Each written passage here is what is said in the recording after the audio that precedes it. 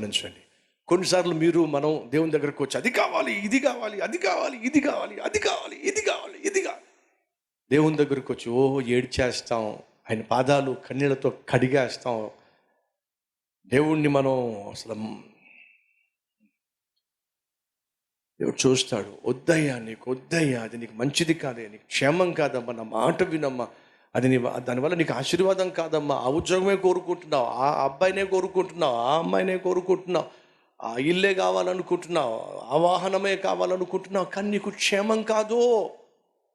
అది కొన్న తర్వాత ఏమవుతుందో నీకు తెలియదు, నాకు తెలుసు.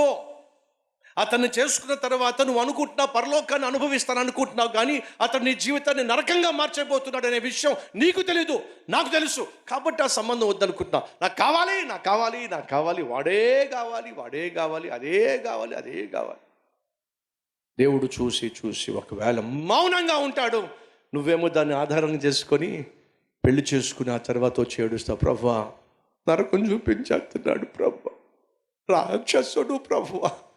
తల్లి, ఆ రాక్షసుడు నీ జోలికి రాకూడదని, నిన్ను కట్టుకోకూడదని నేను చెయ్యని ప్రయత్నం లేదమ్మా.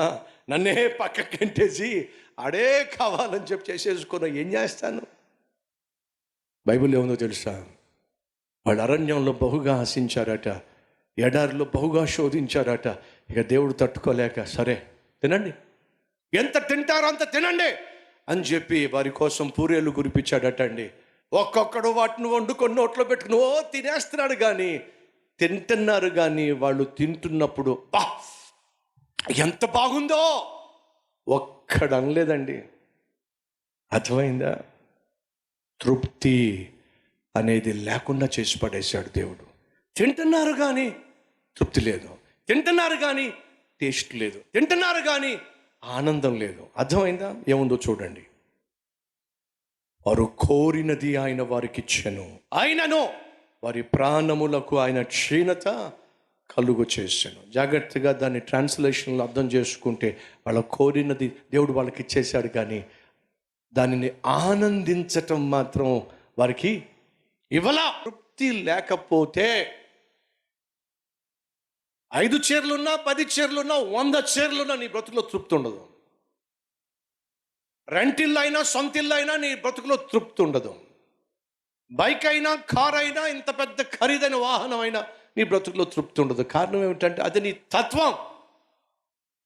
మారాల్సింది ఈ హృదయం. ఆ హృదయంలో తృప్తి ఉందంటే పేదరికంలో కూడా నువ్వు హాయిగా బతికేస్తావు. అదే దేవుడు కోరుకుంటున్నాడు. ఆనందంగా, సంతోషంగా, సుఖంగా, సంతృప్తిగా ఉండాలంటే నువ్వు ధనవంతుడు కావాల్సిన అవసరం లేదు. ధనవంతుడు కావాలి అని ఎంత ఎక్కువగా ఆశిస్తావో అంత ఎక్కువగా ఆశా భంగాన్ని ఎదురు చూస్తావు, నిరాశ నిస్పృహకు లోనవుతావు, ఆరోగ్యాన్ని చెడగొట్టుకుంటావు, ఆప్యాయతలను, అనురాగాలను పన్నంగా పెట్టి ఆఖరికి అంతరించిపోతావు. ఆ రోజు నీకు రాకుండా ఉండాలంటే కలిగి ఉన్న దాంట్లో తృప్తిగా జీవించు. అది దేవుడు నీకు నాకు ఇచ్చే మహా గొప్ప భాగ్యం. ఈ భాగ్యం